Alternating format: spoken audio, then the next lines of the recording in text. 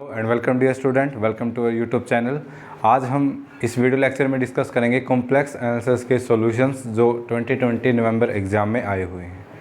So let us start our with first question. The question is of from B part. Let gamma be the positively oriented circle in the complex plane given this and this is a circle whose radius is 1 and the center is also 1, then the integration of this equal to this and this। ठीक है, ये question है। इस तरह के दो question पूछे गए थे नवंबर 2020 में। तो अब देखिए इसके सॉल्यूशन पार्ट पे आते हैं, हम इसको कैसे सॉल्व करेंगे। अब देखो इसमें क्या हमारे पास सर्कल गिवन है, ठीक है। अगर हम कंटूर बनाएं जिसको उसने गामा बोला है, ठीक है, तो यहाँ पे है उसका सेंटर 1 प्लस 0 आटा हम इसको बोल सकते हैं, ठीक है। तो यहाँ पे होगा 1, एक्स एक्सिस टू 1, रेडियस भी 1 है, तो यहाँ पे ये सर्कल बनेगा, ठीक है। इसके कॉरस्पॉन्डिंग ये सर्कल बनेगा। यहाँ पे रेडियस सेंटर 1 है, रेडियस भी 1 है, ये 1 है तो ये 0 हो जाएगा और यहाँ पे 2 हो जाएगा, ठीक है। पॉजिटिवली ओरिएंटेड सर्कल है, ठीक है, तो ये हो जाएगा। उसके बाद क्या बोलता है, उसके बाद बोलता है कि इसके इंटीग्रेशन की वैल्यू क्या होगी, ठीक है। अब जो इंटीग्रेशन उसने दिया है, इस इंटीग्रेशन को हम सोल्व करेंगे कोची रेजिड्यू थ्योरम से, ठीक है। कोची रेजिड्यू थ्योरम, ठीक है। कोची रेजिड्यू थ्योरम क्या बोलती है कि अगर हमें इंटीग्रेशन करना हो एफ ऑफ जेड का डी जेड का, ठीक है, और गिवन द कंटूर सी दे रखा है, फिर गामा दे रखा है, आप कुछ भी ले सकते हैं यहाँ पे, ठीक है। तो उसका जो आंसर है, उस इंटीग्रेशन का जो सोल्यूशन है वो आएगा 2 pi iota and sum of residue of F of z in c, ठीक है। जो सी के अंदर इसकी सिंगुलैरिटी आएगी, उन सिंगुलैरिटी पे एफ ऑफ जेड का जो रेजिड्यू आएगा, ठीक है, उन सारी सिंगुलैरिटी का अगर सम कर दें तो वो क्या हो जाएगा, इस इंटीग्रेशन के इसके इक्वल हो जाएगा, ठीक है। लाइक हमने बोल दिया कि इसकी डोमेन में, ठीक है, इसकी डोमेन क्या है, सी है, ठीक है। तो मैंने बोल दिया अगर ए के है, ठीक है, ए के किसकी है, सिंगुलैरिटी है, singularity of F of Z, then, ठीक है, के की वैल्यू 1 2 3 0 अप टू सोन कुछ भी हो सकती है, जितनी सिंगुलैरिटी है इसकी। तो जो इसका इंटीग्रेशन है वो जाएगा 2 पाई आयोटा और यहाँ पे हो जाएगा सम ऑफ ए आई, ठीक है, या ए के, ठीक है, सम ऑफ रेजिड्यू एट ए के, ठीक है। आप इसको मैथमेटिकली ऐसे भी लिख सकते हो, स्टेटमेंट के फॉर्म में आप ऐसे भी लिख सकते हो, ठीक है। अब देखो जो गिवन है हमारे पास, उसमें जो एफ ऑफ जेड है उसकी वैल्यू क्या है, 1 अपॉन जेड क्यूब माइनस 1, ठीक है। अब हम ये देखते हैं कि एफ ऑफ जेड, ठीक है, अगर इसको इसके साथ कंपेयर करें तो जो एफ ऑफ जेड है उसकी वैल्यू क्या आ जाएगी, 1 अपॉन जेड क्यूब माइनस 1, और इसको मैं कैसे लिख सकता हूँ, 1 upon Z minus 1 into Z square plus Z plus 1, ऐसे भी लिख सकता हूँ। और तुम्हें पता है कि Z cube minus 1 is equal to 0 है, ठीक है। यही मतलब जहाँ जहाँ जेड क्यूब माइनस 0 हो गया वहीं इसकी सिंगुलैरिटी होगी। तो यहाँ से जेड की वैल्यू क्या आती है, यहाँ से जेड की वैल्यू आती है 1 ओमेगा ओमेगा स्क्वेयर, ठीक है। ओमेगा की वैल्यू क्या आती है, 1 माइनस 1 प्लस √3 आयोटा बाई 2, ठीक है। अब देखो अगर हमें ये चेक करना हो, ठीक है, कि इनमें से कौन कौन सी सिंगुलैरिटी इस कंटूर के अंदर आएगी या नहीं आएगी, जिसका उसने नाम क्या दिया है, गामा, ठीक है। अब की बार सी की जगह गामा उसने यूज़ किया है एग्जाम में। तो अब देखो 1 तो है, 1 तो आएगी क्योंकि 1 यहाँ पे है तो कंटूर के अंदर है, ठीक है। लेकिन अगर हम यहाँ पे ओमेगा देखें या ओमेगा स्क्वायर देखें, ठीक है, ओमेगा स्क्वायर में यहाँ पे -1 आ जाता है, ठीक है, तो वो कंटूर के अंदर नहीं आएगी, ठीक है। अगर आप ओमेगा के, और चेक करने का तरीका क्या होता है, इसका इक्वेशन क्या है सर्कल की, इसकी सर्कल की इक्वेशन है z-1 का मोड इज इक्वल टू 1, और अगर आप z को यहाँ से ओमेगा पुट करोगे तो ओमेगा -1 यानी -1 प्लस √3 बाय 2, ठीक है, -1 करेंगे तो ये अलग अलग हो जाएगा, ठीक है। और इसका मोड करेंगे तो इसका मोड 1 के इक्वल नहीं आएगा, 1 से ग्रेटर आएगा, ठीक है। आप कैलकुलेट करके देख सकते हो। और सिमिलरली ओमेगा का z माइनस ओमेगा स्क्वायर करेंगे तो इसका भी ग्रेटर देन 1 आएगा, तो ये और ये कंटूर से बाहर आएंगी, ठीक है। तो मतलब एफ ऑफ जेड है, ठीक है, F of Z has only singularity, ठीक है, singularity at z is equal to 1, सिर्फ z इज इक्वल टू 1 पे इसकी सिंगुलैरिटी है। अब हम रेजिड्यू फाइंड आउट करेंगे, तो residue of f of z at z is equal to 1 क्या आता है, लिमिट z अप्रोचेस टू 1, ठीक है, z minus 1 into F of z, ठीक है। तो यहाँ से हो जाएगा limit z approaches to 1 z minus 1 upon F of z की वैल्यू ये रही z minus 1 into Z square plus z plus 1, ठीक है। यहाँ से ये कैंसिल और z अगर 1 को अप्रोच करेगा तो ये जाएगा 1 अपॉन 1 प्लस 1 प्लस 1, तो ये कितना आ जाएगा 1 अपॉन 3, ठीक है। अब देखो इस इंटीग्रेशन की वैल्यू क्या आई है, integration of 1 upon z cube minus 1, ठीक है, डी जेड, इसकी वैल्यू आई है 2 पाई आयोटा इंटू 1/3, ठीक है। Sum of residue at z is equal to 1, इसकी वैल्यू कितनी आई 1/3। इस 2 पाई आयोटा को हम यहाँ पे ले जाएं तो 1 अपॉन 2 पाई आयोटा, तो ये हमारे पास एक्सप्रेशन आ गया और इस एक्सप्रेशन की वैल्यू कितनी आई है 1/3, तो यहाँ से आंसर क्या हो जाएगा सेकंड, ठीक है। तो इस क्वेश्चन का सेकंड आंसर है। Now come to the second question, come to the next question. This is our next question. Let p be a positive integer, consider the closed curve rt is equal to e raised to power iota t, t की value है 0 से 2 पाई के बीच में। let f be a function holomorphic in this where r is the radius with greater than 1, ठीक है। ये हमारे पास circle है जिसका सेंटर 0 है और इसकी रेडियस 1 से ज़्यादा है। if f has a 0 only at z is equal to z0, ठीक है। फंक्शन f होलोमॉर्फिक है except at z is equal to z0, ठीक है। z0 पे उसकी सिंगुलैरिटी है, ठीक है, सॉरी 0 है उसकी, and it has a of multiplicity q, ठीक है। मतलब f ऑफ z 0 कब होगा, जब z की वैल्यू z0 होगी, ठीक है, और z0 की मल्टीप्लिसिटी कितनी होगी, q होगी। तो ये पूछता है कि इस इंटीग्रेशन की वैल्यू किसके इक्वल होगी, ठीक है। 4 ऑप्शन आपको दिए हैं और जो ये क्वेश्चन है ये पार्ट बी का है, मतलब चारों में से एक ऑप्शन ट्रू है, ठीक है। तो अब देखो ये सिंपल सा क्वेश्चन है, इसमें हमारे पास क्या यूज हो रखा है, इसमें मॉडिफाइड आर्ग्यूमेंट प्रिंसिपल यूज हुआ है, मॉडिफाइड आर्ग्यूमेंट प्रिंसिपल, ठीक है। वो क्या बोलता है कि अगर हमारे पास 1 अपॉन 2 पाई आयोटा, ठीक है, into integration of F dash Z upon F Z, ठीक है, into G of Z D Z, ठीक है, अगर ये दे रखा है उसने, ठीक है, और एफ ऑफ जेड है ऊपर उसका डेरिवेटिव है, ठीक है। तो जो इसका आंसर है वो क्या आएगा, summation of G of A I into N I minus G of B I into P I, ठीक है, ये होता है। अब ये क्या होता है, इसमें जो ए आई होता है, ठीक है, ए आई, ठीक है, ए I N I B I और पी आई, ठीक है, इनको हम डिफाइन करेंगे। तो इसमें हम इनको डिफाइन करेंगे तो हम लिख देते हैं where A I is the 0 of F of Z with multiplicity N I and B I is the pole of F of Z, ठीक है, विद मल्टीप्लिसिटी पी आई, ठीक है, या पी आई ऑर्डर का इसमें हमारे पास पोल है। तो इसमें हमारे पास क्या होगा, जी ऑफ जेड, ठीक है, अगर हम गिवन प्रॉब्लम के साथ इसको कंपेयर करें, ठीक है, तो जी ऑफ जेड है उसकी वैल्यू हमारे पास क्या है, Z raise to power P, और उसने पी क्या दे रखा है, let P be a positive integer, ठीक है।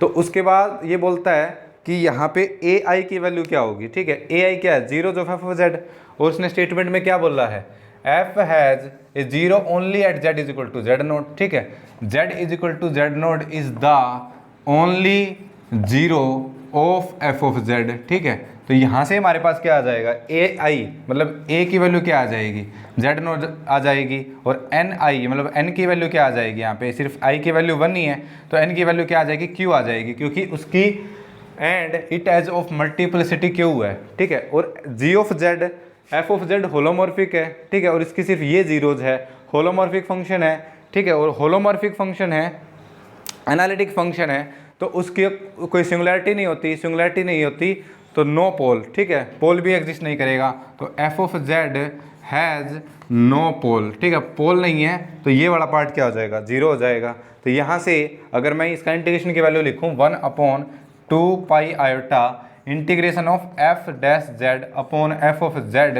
Into Z raise to power P D Z, तो इसकी वैल्यू क्या आ जाएगी, ठीक है, समेशन करने की जरूरत नहीं है, सिर्फ हमारे पास एक टर्म आएगी, तो ये आएगी हमारे पास जी ऑफ ए की वैल्यू कितनी है हमारे पास जेड नोट इंटू एन की वैल्यू क्या है क्यू वाई है, ठीक है, तो ये जाएगा हमारे पास जी ऑफ जेड नोट, और जी ऑफ जेड यहाँ पे ये है, तो यहाँ से जी ऑफ जेड नोट की वैल्यू क्या आ जाएगी, Z naught raise to power P, तो यहाँ पे पुट करेंगे तो Z naught raise to power P into Q, या फिर इसको हम Q into Z naught raise to power P लिख सकते हैं, ठीक है। तो कौन सा आंसर ट्रू हो जाएगा हमारे पास, फर्स्ट ऑप्शन ही ट्रू हो जाएगा, ठीक है, ये गलत हो जाएंगे हमारे पास, ठीक है।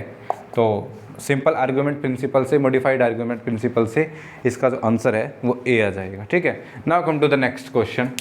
Next question, let gamma be the positively oriented circle in the complex plane given by this, ठीक है, सर्कल है, उसकी रेडियस 1 है, रेडियस 1/2 है, सेंटर 1 है, then line integral this is equal to, ठीक है। देखो इसमें जो प्रीवियस क्वेश्चन किए थे हमने, ठीक है, जो फर्स्ट क्वेश्चन किया था आज के लेक्चर में, उसी पे बेस्ड क्वेश्चन है, उसी कॉन्सेप्ट पे है। यहाँ पे उसने 1/2 पाई आयटा नहीं लिया, वो यहाँ पे एडजस्ट करेगा, ठीक है, तो सेम उसी पे बेस्ड है ये क्वेश्चन भी। इसमें जो कंटूर है वो क्या गिवन है, कंटूर गिवन है, रेडियस 1 है उसकी, ठीक है, और रेडियस 1/2 है, सेंटर 1 है, तो सर्कल ड्रॉ करेंगे, ये आएगा हमारे पास, ये वैल्यू कितनी होगी 1/2, ये वैल्यू कितनी होगी 3/2, ये ओरिजिन है यहाँ पे, ठीक है। तो अब वही इसको कोची रेसिड्यू थ्योरम से करेंगे इस क्वेश्चन को भी, ठीक है, तो बाय कोची रेसिड्यू थ्योरम, ठीक है, integration of F of Z into D Z is equal to 2 pi iota into sum of residue, ठीक है, residue of F of Z at its singularity, ठीक है, या फिर हम इसको कैसे बोल सकते हैं 2 पाई आयोटा, ठीक है, सम ऑफ, या फिर सम को ऐसे बोल सकते हैं, ठीक है, रेजिड्यू एट ए की, ठीक है, और वेयर ए के is the singularity of F of Z, ठीक है, तो ये है, ठीक है, singularity of z in c, ठीक है, सी कंटूर का भी मेन रोल है इसमें, ठीक है, सिंगुलैरिटी इन सी, ठीक है। अब देखो इसमें क्या होगा हमारे पास, एफ ऑफ जेड की वैल्यू क्या है यहाँ से देखें तो by comparison F of Z की वैल्यू हमारे पास है Z into E raise to power 1/z upon Z square -1, इसको मैं लिख सकता हूँ Z into E raise to power 1/z into Z -1 into Z +1, ठीक है। अब इसकी सिंगुलैरिटी देखनी है, तो सिंगुलैरिटी कैसे देखते हैं, जो अपॉन के साइन है उनको 0 के इक्वल रख लेंगे, तो एक तो ई रेज टू पावर 1/z है, तो z अप्रोचेस टू 0, और हमें पता है कि z इज इक्वल टू 0, और e की पावर में अगर इन्फिनिटी बनता हो तो वो क्या बनती है उसकी एसेंशियल सिंगुलैरिटी, तो ये हमारे पास क्या आ जाएगी इसकी एसेंशियल सिंगुलैरिटी। लेकिन जो z इज इक्वल टू 0 है वो इसके कंटूर से बिलोंग नहीं करती है, ठीक है, यहाँ पे बिलोंग नहीं करती है, तो this implies that F of Z is analytic at Z is equal to 0, ठीक है, तो ये इसकी सिंगुलैरिटी नहीं है। फिर हम इसको 0 को इक्वल रखेंगे और Z square -1 is equal to 0, from here Z is equal to 1 and -1। अब -1 यहाँ पे है, ठीक है, ये यहाँ पे -1 है, तो -1 भी -1 but -1 does not belonging to the c, या फिर सी नहीं बोलेंगे, उसने इसको क्या बोला हुआ है गामा, ठीक है, गिवन क्वेश्चन में इस सर्कल को उसने गामा बोला हुआ है, तो यहाँ से क्या आ जाएगा F of Z is analytic at Z is equal to 1 -1, लेकिन 1 सर्कल के अंदर है, this implies that Z is equal to 1 is the only singularity, ठीक है, singularity of F of Z, ठीक है। तो हम अब क्या निकालेंगे, रेजिड्यू निकालेंगे, ठीक है, तो residue of F of Z at Z is equal to 1, ठीक है, तो वो क्या होगा, वो होगा हमारे पास लिमिट, जैसे मैंने पिछले क्वेश्चन में किया था Z approaches to 1, z minus one into F of Z, और एफ ऑफ जेड की वैल्यू क्या है, ये रही, ये आ जाएगा हमारे पास z into E raise to power one by Z upon z minus one into Z plus one. ठीक है, z माइनस वन से z माइनस वन कैंसिल, यहाँ से करेंगे z को वन पुट, तो one into E raise to power one by one upon one plus one, तो ये हो जाएगा e बाई टू।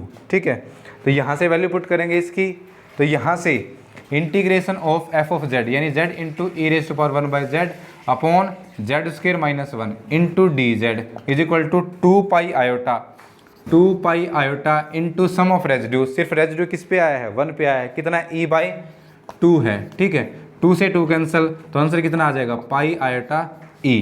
तो कौन सा आंसर आ जाएगा, पाई आयोटा ई। ये नहीं आएगा, ये नहीं आएगा, ये नहीं आएगा, तो इसका भी जो फर्स्ट ऑप्शन है वो क्या हो जाएगा, ट्रू हो जाएगा। Okay, now come to the next question. Part B का है, ये भी लास्ट क्वेश्चन है पार्ट बी का पूछा हुआ। ठीक है, 4 क्वेश्चन पूछे गए थे कॉम्प्लेक्स के पार्ट बी में। For a positive integer p consider the holomorphic function f of z is equal to sine z upon z raise to power p for z belonging to c minus zero. ठीक है, zero नहीं है इसमें f of z।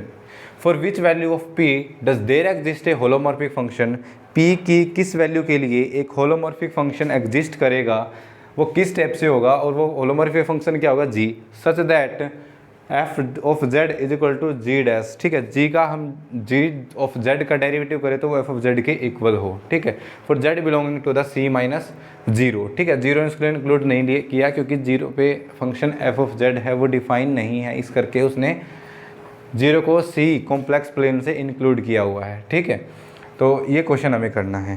तो come to the solution part of this question. इसमें हमारे पास क्या है, we have to find a function g of z। ठीक है, such that c minus zero to c। ठीक है, सच दैट क्या दिया हुआ है हमें, such that f of z is equal to G dash z। ठीक है, यहाँ से अगर दोनों तरफ इंटीग्रेशन करें तो यहाँ से इंटीग्रेशन डेरिवेटिव कैंसिल। ठीक है, तो यहाँ से हमारे पास हो जाएगा g of z is equal to integration of f of z D Z with respect to z हमें इंटीग्रेशन किया है। ठीक है, तो यहाँ से हमारे पास क्या आ जाएगा, f of z is integrable in c minus zero if, ठीक है, c if f of z is continuous. ठीक है, कॉन्टीन्यूअस, तो यहाँ पे हमारे पास कॉन्टीन्यूअस f ऑफ z को तो किसी भी प्रॉब्लम नहीं है, सिर्फ z is equal to zero पे प्रॉब्लम है को, तो continuous at z is equal to zero. तो for this z is equal to zero must be the removable singularity. ठीक है, singularity of f of z। ठीक है, तो हमें p की ऐसी वैल्यू फाइंड आउट करनी होगी कि जहाँ से हमारे पास z is equal to zero f of z की रिमूवेबल सिंगुलैरिटी बने।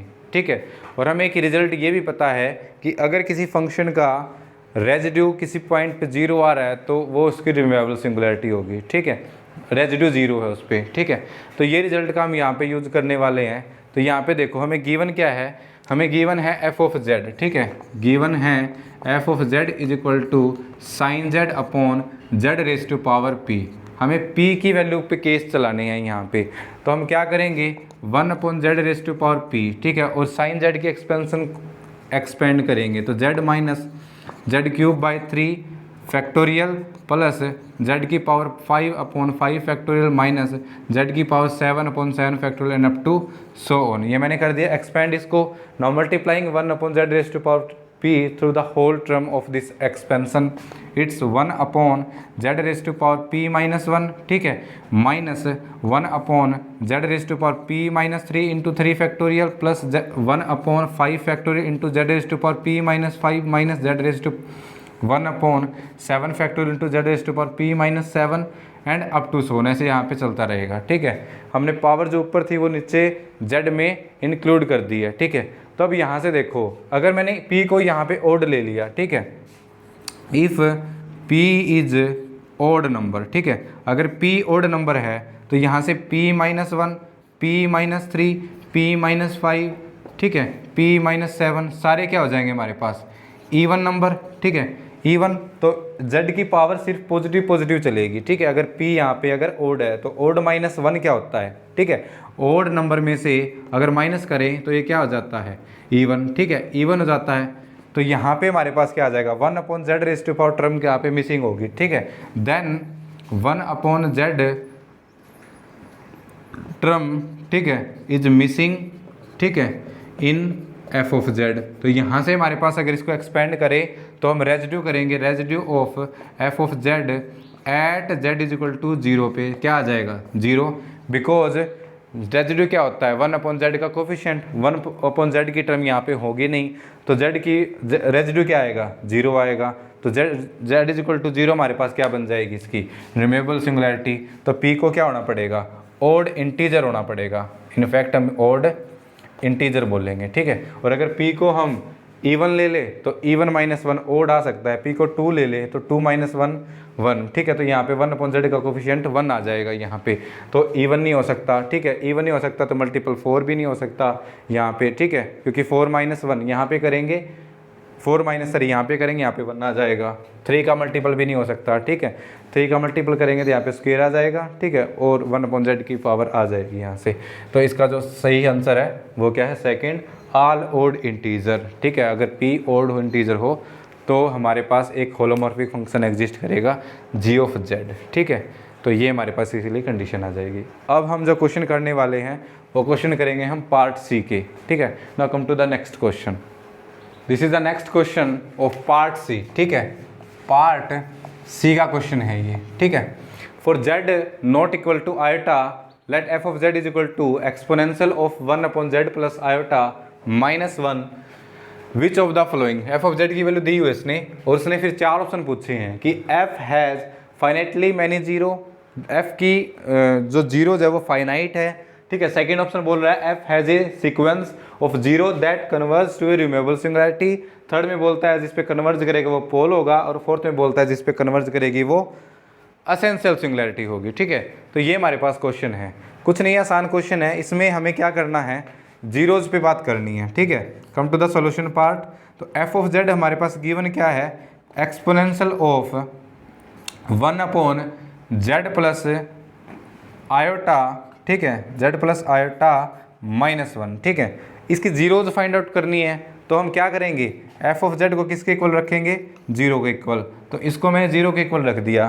तो यहाँ से हमारे पास क्या हो जाएगा, या तो इसको e रेज़ टू पावर लिख लो, e raise to power 1/z plus iota, यही मतलब है इसका, ठीक है। -1 इज इक्वल टू 0, तो यही तरफ जाके क्या हो जाएगा 1 हो जाएगा। अब 1 को मैं क्या लिख सकता हूँ एक्सपोनेंशियल की फॉर्म में, e raise to power 1/z plus iota is equal to e raise to power 2n plus 1 into pi iota, ठीक है। ये वैल्यू होती है e raise to power n की वैल्यू 0 रखेंगे तो e raise to power pi iota, ठीक है। तो वो क्या होता है cos pi plus iota sine pi, ठीक है। कोस पाई की वैल्यू 1 होती है या -1 होती है, वो उसके अकॉर्डिंग 1 होती है, ठीक है। तो ये हो जाएगा हमारे पास।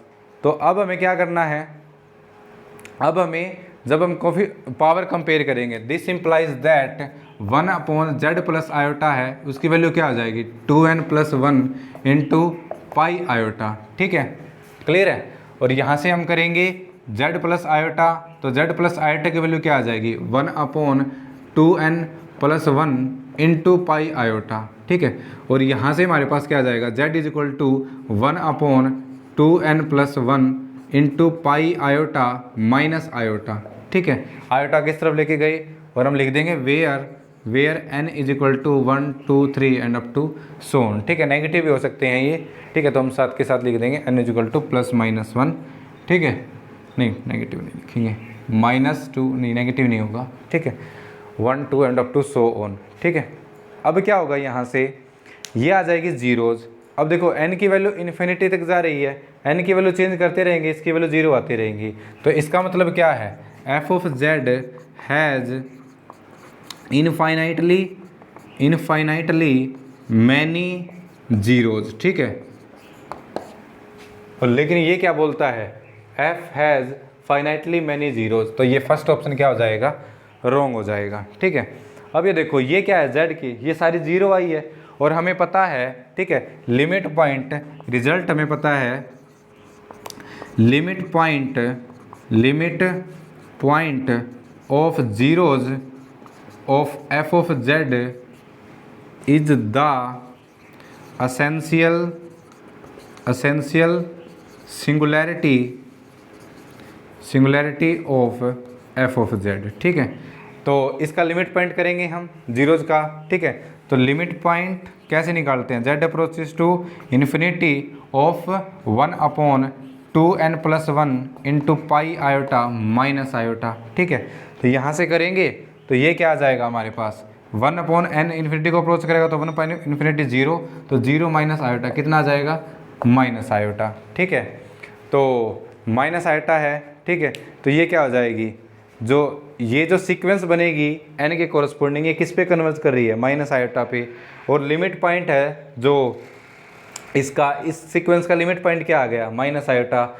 इस रिजल्ट को हम यहाँ पे अप्लाई कर देंगे कि जो लिमिट पॉइंट होता है वो एफ ऑफ जेड की असेंशियल सिंगुलैरिटी होती है। तो यहाँ से क्या आ जाएगा, minus iota is the essential, ठीक है, essential singularity of F of Z. ठीक है, यही बोल रहा है वो, F has a sequence of zeros, ये सीक्वेंस है। ठीक है, आप इसको जेड एन भी बोल सकते हैं, यहाँ पे जेड एन भी बोल सकते हैं सीक्वेंस शो करने के लिए, that converges to an essential singularity of F of Z. अब ये है, ये किस पे कन्वर्ज कर रही है, ये कन्वर्ज कर रही है माइनस आयोटा पे, और माइनस आयोटा हमने क्या कर दिया, प्रूव असेंशियल सिंगुलैरिटी।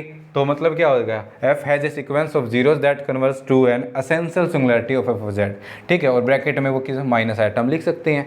ठीक है, तो फोर्थ ऑप्शन क्या हो गया यहाँ से, ट्रू। इसे बोलता है पोल बनेगा, पोल नहीं बनेगा, इसे बोलता है रिमोलर सिंगुलैरिटी, ये भी नहीं बनेगी। ठीक है, तो इसका जो आंसर है वो बनेगा फोर्थ। ठीक है, नोट करने की बात क्या है, इसमें पार्ट सी का क्वेश्चन है, लेकिन सिर्फ फिर भी क्या है, हमारे पास इसका एक आंसर है। ये पॉसिबिलिटीज़ हो सकती है, कई बार ये सोचें कि पार्ट सी का क्वेश्चन है तो इसमें एक से ज़्यादा मल्टी करेक्ट होंगे, लेकिन ऐसा कोई ज़रूरी नहीं है। आप देख सकते हैं इसमें 4 ऑप्शन में से अभी भी सिर्फ इसका एक ऑप्शन ही ट्रू है, वो कौन सा है, फोर्थ। ओके, सो ये हमारे पास सिंपल क्वेश्चन था।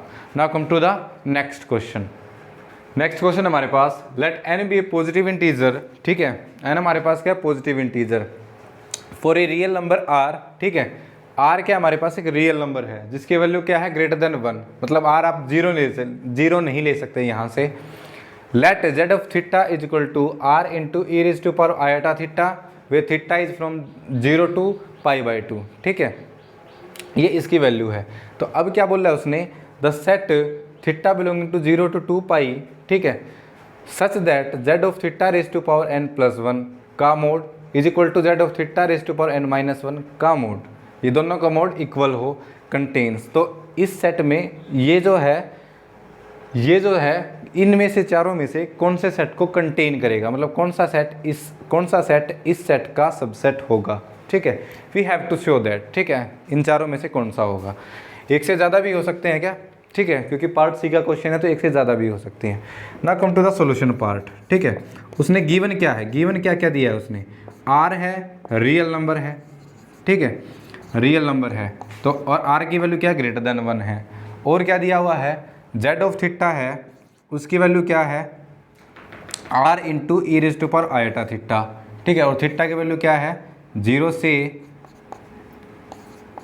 2π के बीच में। और इस सेट को दिया उसने, तो हमने मान लेते हैं लेट ए, इस सेट को हम क्या नाम दे देते हैं, ए नाम दे देते हैं। थीटा बिलोंगिंग टू 0 to 2π, ठीक है, Z of theta raise to power n+1 का mod is equal to Z of theta raise to power n-1 का मोड। ठीक है, जस्ट ये इक्वल है। ठीक है, ये सेट दे रखा है उसने। तो अब क्या होगा, हम मान लेते हैं कि थीटा है वो ए को बिलोंग कर रहा है। ठीक है, थीटा ए को बिलोंग कर रहा है तो इस कंडीशन को सेटिस्फाई करेगा। तो यहाँ से हमारे पास क्या हो जाएगा, z of theta raise to power n+1 का mod is equal to Z of theta raise to power n-1 का मोड। ठीक है, और यहाँ से जेड ऑफ थीटा की वैल्यू पुट कर देंगे, यहाँ से कितनी है, are into E raise to power iota theta. तो ये जाएगा हमारे पास r of e raise to power iota theta raise to power n+1। ठीक है, इज इक्वल टू, यहाँ से हो जाएगा हमारे पास r of e raise to power iota theta raise to power n-1। ठीक है, क्लियर है यहाँ से। अब क्या करेंगे हम, n को हम अंदर मल्टीप्लाई करेंगे पावर। ठीक है, तो ये हमारे पास लेफ्ट हैंड साइड क्या हो जाएगी, ये हो जाएगी हमारे पास r raise to power N, ठीक है, into E raise to power iota N theta, ठीक है, plus 1 is equal to left hand side में हो जाएगा हमारे पास, राइट हैंड साइड में हो जाएगा R raise to power N, ठीक है, into E raise to power, ठीक है, एक मिनट, यहाँ पे मिस्टेक है, ये मोड यहाँ पे है, ठीक है, तो ये हो जाएगा हमारे पास यहाँ पे ना होके यहाँ पे, ठीक है, यहाँ पे, ओके, तो इसका मोड अलग है, तो ये हो जाएगा हमारे पास r raise to power n to e raise to power iota N theta -1, ठीक है, एन की पावर जो है वो सब्स्टिट्यूट कर दी हमने, अलग अलग कर दी पावर। तो अब क्या होगा यहाँ से, अब हम क्या करेंगे, इसको मैं लिख सकता हूँ are raise to power N E raise to power iota N theta +1, ठीक है, ओके, इज इक्वल टू, इसको मैं लिख सकता हूँ are raise to power N, ठीक है, का मोड अलग, ठीक है, e raise to power iota N theta है, इसका मोड अलग, ठीक है, और -1, ठीक है, इसको मैं ऐसे लिख सकता हूँ, ठीक है। अब क्या होगा, अब होगा जो आर क्या है हमारे पास, आर एक रियल नंबर है, ठीक है, तो रियल नंबर है तो उसका मोड उसी के इक्वल होगा, और e raise to power iota N theta है, इसका मोड किसके इक्वल होता है, 1 के इक्वल होता है, तो इसकी वैल्यू क्या हो जाएगी, 1 हो जाएगी, ठीक है। और यहाँ से देखो, यहाँ से ये एज इट इज़ रहेगा r raise to power N E raise to power iota N theta +1, ठीक है, का mod is equal to r raise to power n -1, ये हो जाएगा, because r raise to power n का mod r raise to power n के equal होगा। अब क्या करेंगे, हम दोनों तरफ स्क्वायर कर देंगे, यहाँ भी स्क्वायर कर दिया, यहाँ भी स्क्वायर कर दिया, और यहाँ पे क्या होता है, मोड जेड का स्क्वायर किसके इक्वल होता है, जेड इंटू जेड बार के इक्वल, हमें पता है कॉम्प्लेक्स नंबर की प्रॉपर्टी। तो मैं इसको कैसे लिख सकता हूँ, are raise to power N, this is a real number, E raise to power iota N theta +1, ठीक है, इंटू, ठीक है, अब ये मोड नहीं रहेगा, अब नंबर हो जाएगा R into E raise to power -n iota N theta, ठीक है, -1, ठीक है, इसको ऐसे लिख सकता हूँ, सॉरी +1, ठीक है, ओके, हमने वो वहाँ पे यूज़ कर लिया है। और यहाँ पे हमारे पास क्या हो जाएगा, इसका स्क्वायर ओपन कर देंगे, तो R raise to power 2n, ठीक है, R raise to power 2n +1 -2 into R raise to power n, ठीक है। अब क्या करेंगे हम, अब हम इसकी मल्टीप्लाई करेंगे इससे, तो ये हो जाएगा हमारे पास, इसकी इससे मल्टीप्लाई करेंगे तो इसकी इससे करेंगे तो ये 1 हो जाएगा, ई की power this minus this 0 E raise to power 0 1 R raise to power, ठीक है, ये हो जाएगा R raise to power n + n 2n, इसकी मल्टीप्लाई इससे कर दी, फिर इसकी मल्टीप्लाई इससे करेंगे तो R raise to power n E raise to power iota N theta, फिर इसकी इससे करेंगे तो ये जाएगा R raise to power n E raise to power minus iota N theta, इसकी इससे करेंगे तो +1 इज इक्वल टू, यहाँ से R raise to power 2n +1 -2 R raise to power n। अब दोनों तरफ are raise to power 2n से R raise to power 2n cancel, ठीक है, और दोनों तरफ 1 से 1 कैंसिल, तो यहाँ पे हमारे पास क्या बचेगा, यहाँ पे R raise to power n को क्या ले लो, कॉमन ले लो, ठीक है, ये कॉमन ले लिया r raise to power n, यहाँ पे हो गया e raise to power iota N theta, ठीक है, plus E raise to power minus iota N theta is equal to r raise to power n -2, ठीक है। अब r क्या दिया हुआ है, >1 दिया हुआ है, ठीक है, तो r के पावर n को थ्रू आउट यहाँ पे आप कैंसिल कर सकते हो, because r is not equal to 0, ठीक है। तो यहाँ से हमारे पास क्या हो जाएगा, this implies that E raise to power iota N theta plus E raise to power minus iota N theta, इस 2 को इसके अपोन में ले आएंगे और यहाँ पे क्या रह जाएगा -1, और ये किसकी वैल्यू होती है, ये वैल्यू होती है हमारे पास कोस ऑफ एन थीटा की, ठीक है। तो ये हमारे पास एक्सप्रेशन आ गया। तो यहाँ से हम लेके चले थे एक थीटा ए से बिलोंग करेगा, तो उस थीटा के लिए हमारे पास ये कंडीशन आ गई, cos of N theta is equal to -1। तो 4 ऑप्शन में से हम देखते हैं कि कौन सी वैल्यू को सेटिस्फाई कर रहा है ये, cos n theta is equal to 1 ये नहीं कर रहा, ठीक है, साइन ये भी नहीं कर रहा, cos n theta is equal to -1 इसको कर रहा है, इसको नहीं कर रहा।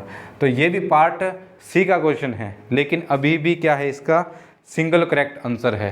तो जो इस एक्सप्रेशन से, इस कैलकुलेशन से जो इसका आंसर आएगा वो आएगा ऑप्शन नंबर 3, ठीक है। Now come to the next question, this is our next question of part C. Let D is equal to with a set या ओपन डिस्क है, ठीक है, ओपन डिस्क है मतलब सर्कल के अंदर वाला पार्ट है, ठीक है, be an open disk and let f is a function from D to D, open disk to open disk, be an holomorphic function. Suppose that the value of f at 0 is equal to 0 and the value of f dash at 0 is equal to 0, then which of the following is the possible value of f of 1/2. ठीक है, 1/2 पे f की value क्या क्या possible हो सकती है। ठीक है, तो देखो अब इसमें हमारे पास क्या होगा, जो नोट करने वाली बात है, इस क्वेश्चन को हम सोल्व करेंगे सेक्वाज लेमा से। ठीक है, तो सेक्वाज लेमा का भी क्या हमारे पास पार्टिकुलर केस है ये। ठीक है, क्या स्टेटमेंट देता है कि लेट या if F of Z is a function from del to del bar be an analytic function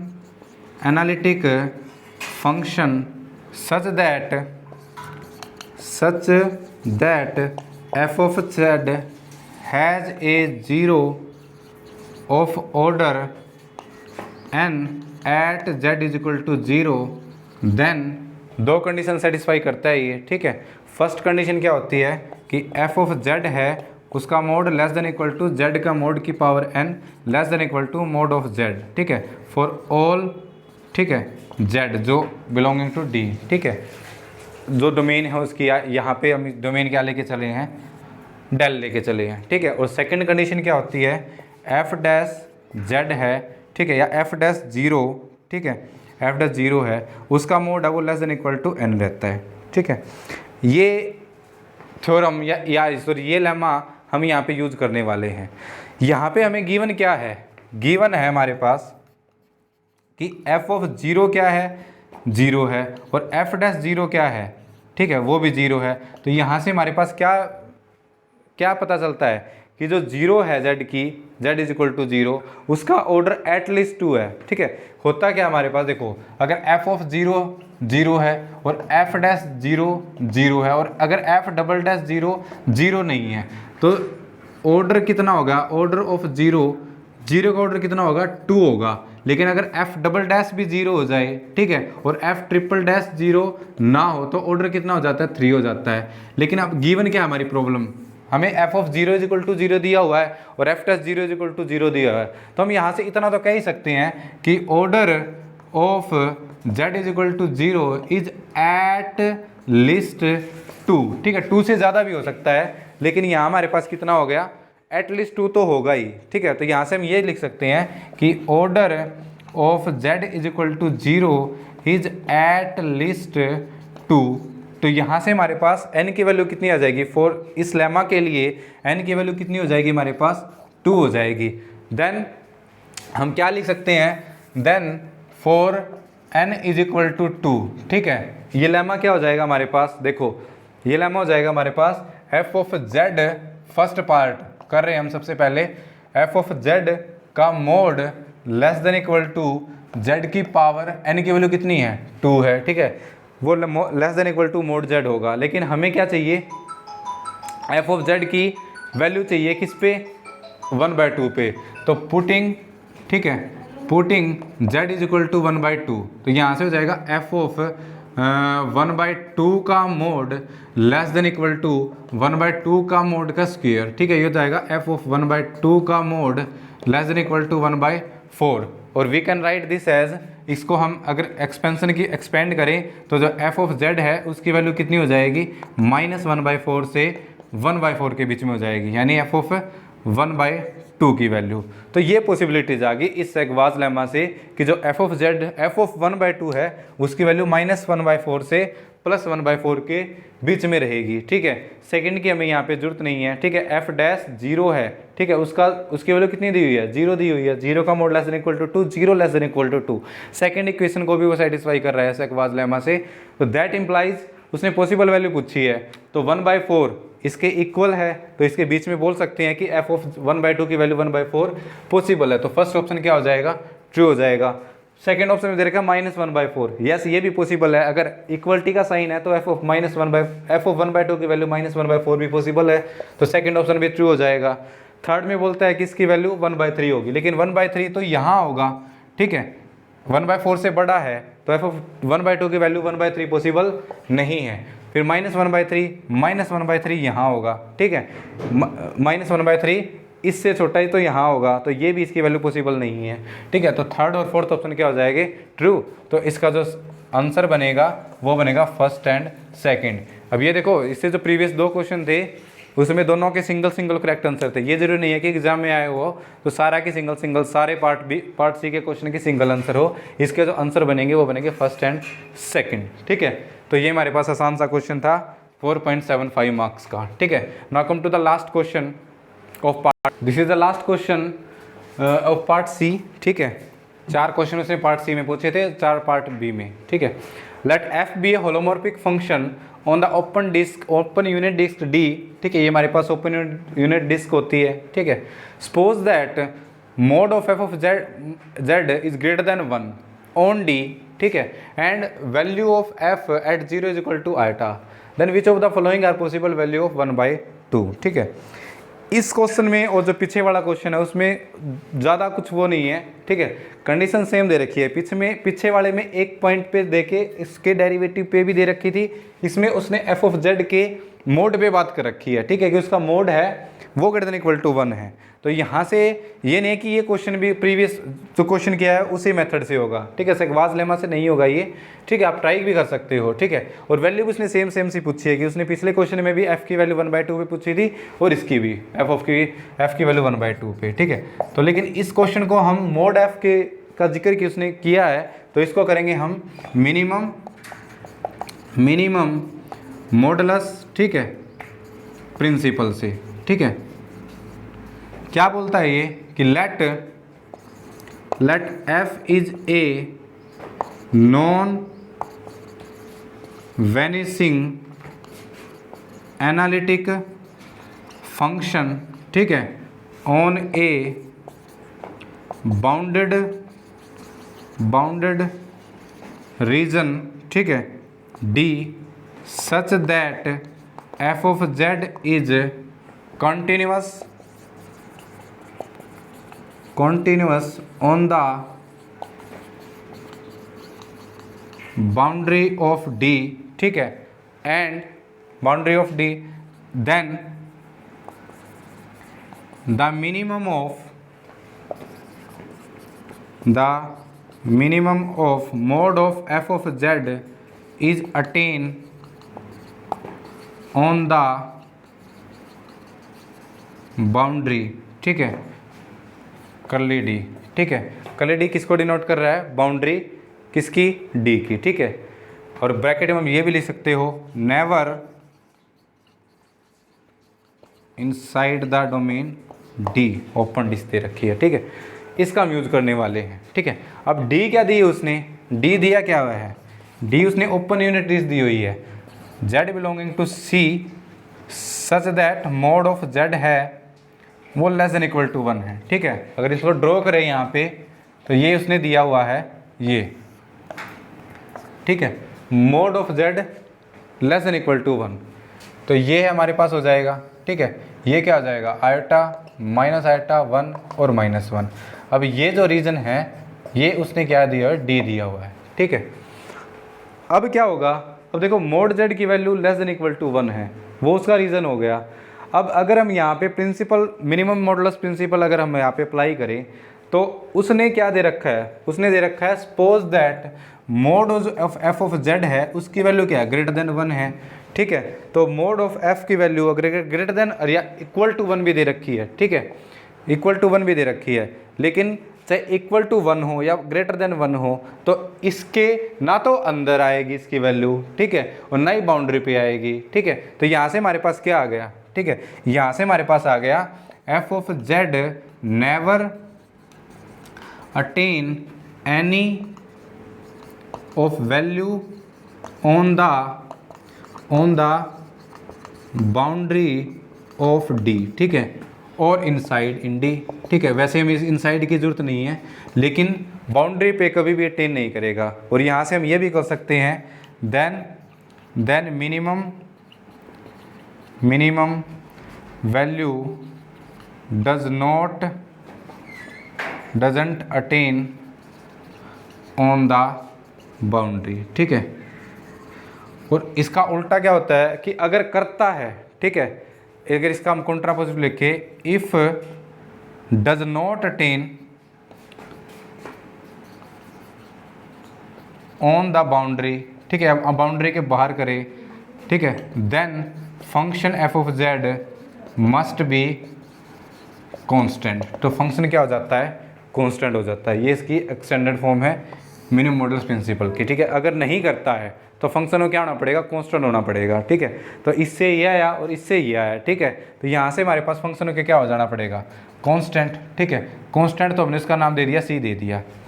अब ये कंडीशन अप्लाई करेंगे, एफ ऑफ जीरो की वैल्यू कितनी है, आयोटा है, तो यहाँ पे पुट करेंगे तो F of zero is equal to iota is equal to C. तो सी की वैल्यू कितनी आ गई, आयोटा, तो यहाँ पे पुट कर देंगे तो एफ ऑफ जेड की वैल्यू कितनी आ गई, आयोटा आ गई, ठीक है। तो अगर F of Z is equal to iota आ गया, मतलब फंक्शन क्या हो गया, कांस्टेंट हो गया। फंक्शन कांस्टेंट हो गया तो अगर जेड की वैल्यू 1/2 है तो यहाँ से एफ ऑफ 1/2 की वैल्यू सिर्फ क्या पॉसिबल है, आयोटा ही पॉसिबल है, ना ही तो हमारे पास माइनस आयोटा पॉसिबल है, ना 1 पॉसिबल है, और ना ही हमारे पास -1 पॉसिबल है, ठीक है। तो इसका जो करेक्ट आंसर बनेगा वो बनेगा सिर्फ सेकंड आंसर इसका क्या होगा, करेक्ट होगा। फर्स्ट नहीं होगा, थर्ड नहीं होगा, फोर्थ नहीं होगा, ठीक है। सो इसका करेक्ट आंसर क्या है, फर्स्ट। पार्ट सी का क्वेश्चन था लेकिन फिर भी इसका सिर्फ एक आंसर ठीक है। ऐसे हमने 3 क्वेश्चन किए हैं, पार्ट सी के है लेकिन फिर भी वो सिंगल करेक्ट आंसर है, ठीक है। तो आज हमने कॉम्प्लेक्स एनालिसिस के नवंबर 2020 के, ठीक है, ये वो 2020 में वो एग्ज़ाम है जो 2 स्टेट्स में अलग से हुआ था, उसका नहीं है ये, तमिलनाडु और पांडुचेरी का अलग से हुआ था, जो 26 नवंबर को पेपर हुआ था, ठीक है। उसके जो कॉम्प्लेक्स एनालिसिस के जो सोल्यूशन थे वो हमने सारे डिस्कस किए यहाँ पे, ठीक है। तो आई होप आप सभी को समझ में आए होंगे। इसी तरह हम और सब्जेक्ट के क्वेश्चन भी नेट के डिस्कस करते रहेंगे। Okay, thank you for watching, मिलते हैं नेक्स्ट वीडियो में। Stay home, stay safe.